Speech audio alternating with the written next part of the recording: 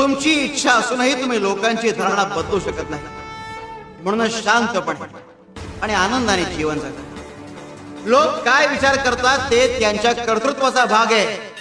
त्यांना बदलण्याचं कार्य आपल्या हातात नाही.